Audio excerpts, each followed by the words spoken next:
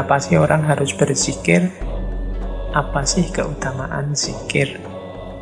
Yang pertama, zikir itu membuat kita terpelihara dari api neraka, itu pasti. Orang yang sibuk zikir, dirinya penuh dengan Allah. Kalau penuh dengan Allah, itu otomatis dirimu terjaga. Sukar membayangkan batinmu atau mulutmu berzikir, sementara anggota tubuhmu yang lain melakukan hal-hal yang dilarang oleh Allah. Ya kan? Kamu mukuli orang misalnya, itu kan agak susah kalau memukuli orang sambil baca ayat kursi, apa sambil ngaji apa, atau sambil wirid apa, itu kan susah. Biasanya kalau pas mukuli orang, ya kamu sedang marah. Kalau kamu sedang marah, ya gelap. Nah, maka orang yang istiqomah berzikir itu otomatis terjaga dari perbuatan-perbuatan buruk. Karena lidahnya, hatinya, pikirannya sibuk dengan Allah saja. Ya kalau orang perbuatan buruknya minimal, ya pasti dia terjaga dari api neraka. Maksiat-maksiat lahir tadi itu mungkin lebih bisa diminimalkan kalau kita sibuk zikir. Nah, itu maksudnya yang pertama. Yang kedua, zikir itu utama karena orang yang oleh Allah disibukkan dengan zikir itu sebenarnya orang yang oleh Allah diberi nikmat yang luar biasa. Kalau kita oleh Allah dianugerahi zikir, itu adalah anugerah yang luar biasa karena banyak orang lain yang oleh Allah justru menjadi orang yang lalai. Jadi banyak orang yang hatinya lalai, tapi oleh Allah kita diberi nikmat hati yang selalu ingat padanya. Nah, itu berarti Allah sayang pada kita, berarti nikmat luar biasa. Maka setiap kali kita berkesempatan berzikir, bersyukurlah karena Allah masih mengingatkan kita, masih menganugerahi kita dengan nikmat zikir. Kemudian zikir juga membuat hati kita terang, terbuka, dan bercahaya. Zikir juga membuat pintu langit terbuka untuk kita. Zikir juga membuat hati lembut dan khusyuk. Satu kalimat zikir setara dengan dihapuskannya 10 kejahatan. Nah, ini kalimat-kalimat dari Syekh Abdus Somad Al-Falimbani. Kalau Al-Quran secara to the point menggunakan terminologi bidzikrillahi tatmainnul qulub. Ala bidzikrillahi tatmainnul qulub. Bukankah dengan zikir pada Allah hati menjadi tenang?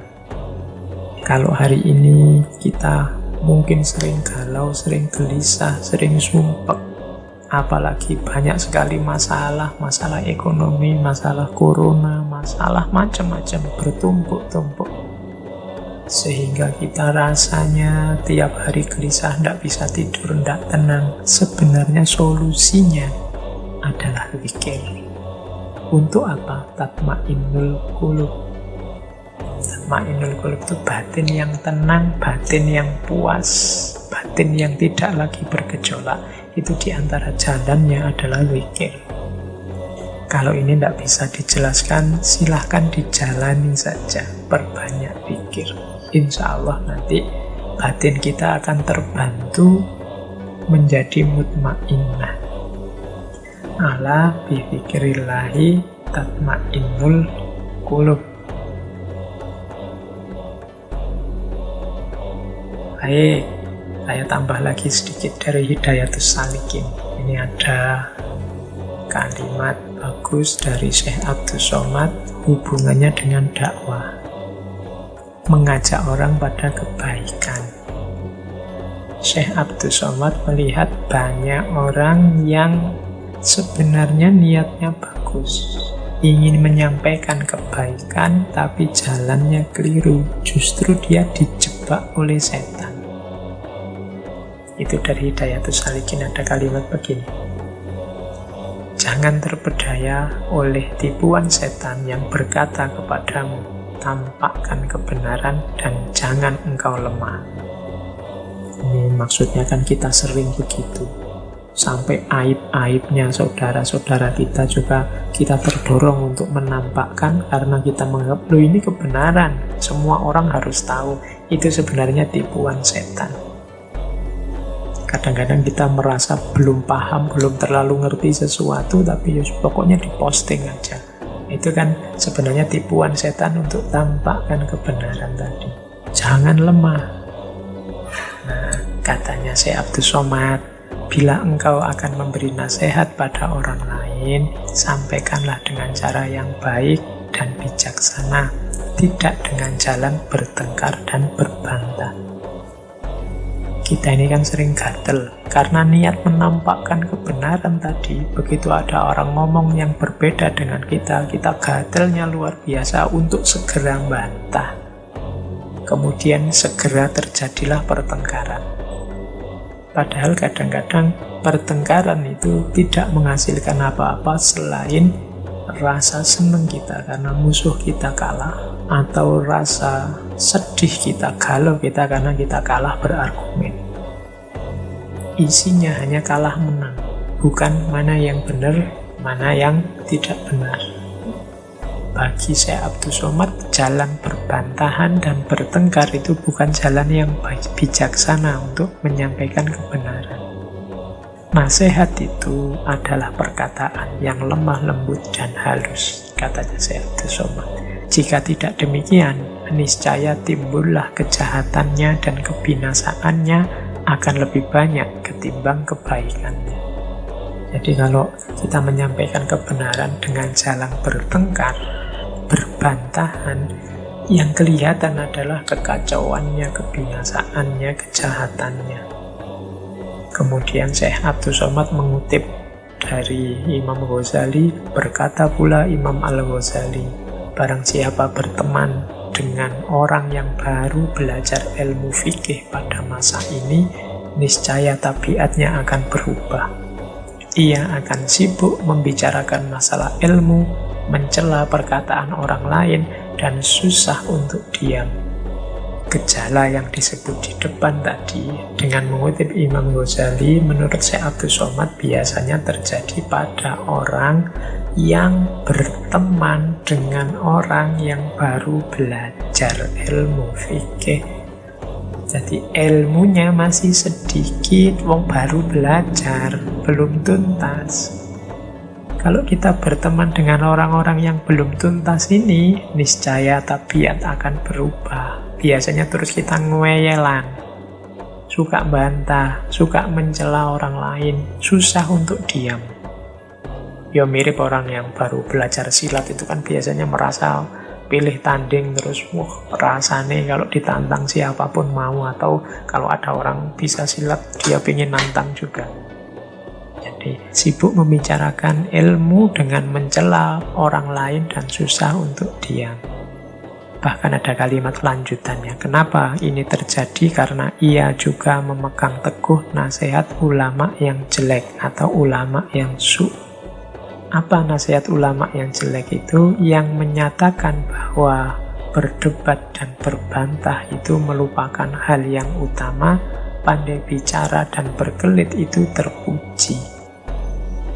Jadi kalau ada ulama yang menyuruh kita untuk berdebat dan berbantah atau berkelit, tidak mau disalahkan, pinter ngomong, ini nasihat yang keliru.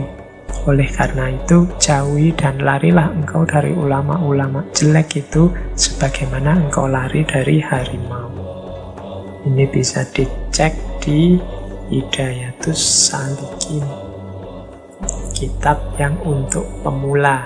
Ini bagian dari kehati-hatian kita kalau mencari guru.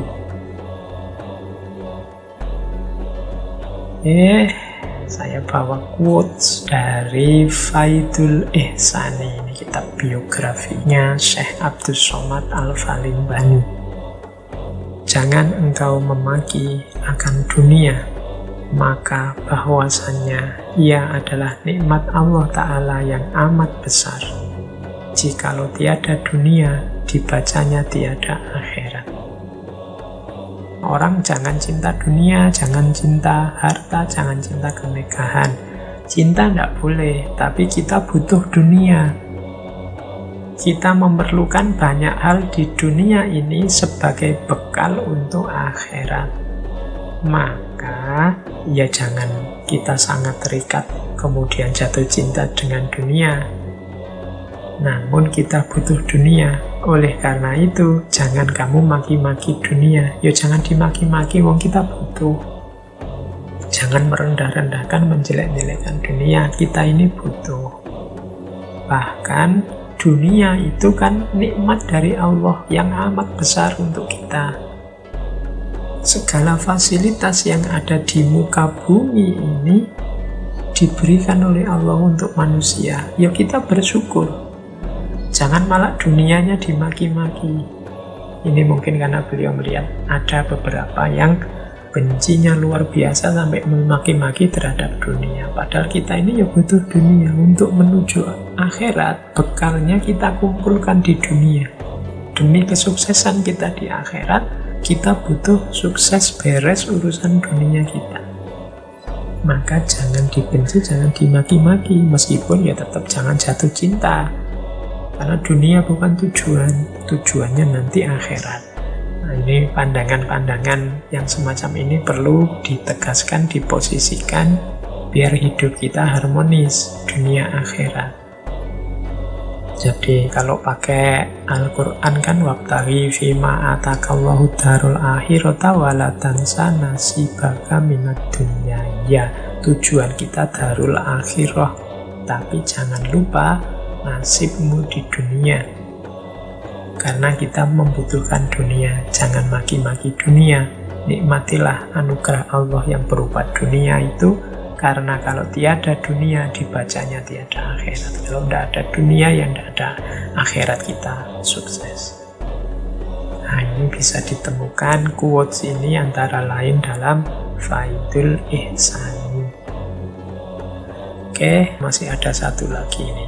Juga dari Faidul Ihsani. Dan apabila engkau lihat manusia memperbanyak zikir pada Allah Ta'ala, maka ketahui olehmu bahwasanya ia itu wali Allah Ta'ala, tiada syak. Kalau ada orang yang hidupnya senantiasa berzikir, sibuk dengan Allah saja, baik dalam keadaan berdiri, duduk, atau berbaring, ketahuilah bahwa orang yang semacam ini adalah walinya Allah, tiada syak. Oke, ini mungkin penjelasannya panjang tentang zikir secara kuantitas, secara kualitas, dan kedalamannya. Tapi kalau orang sudah mampu, sibuk, dan memperbanyak zikir dalam hidupnya sebagai fokus utama hidupnya, insya Allah orang inilah wali, tidak syak lagi. Ini mungkin untuk pancingan bagi teman-teman untuk menelaah lebih jauh tentang tema zikir ini. Silahkan diperdalam lagi, silahkan ditelaah lagi. Oke, saya kira itu. Kurang lebihnya mohon maaf kalau ada keliru-keliru, kalau ada kurang-kurangnya, kalau ada meleset-melesetnya. Saya akhiri sekian. Wallahul muwaffiq, wallahu a'lam bishawab. Wassalamualaikum warahmatullahi wabarakatuh.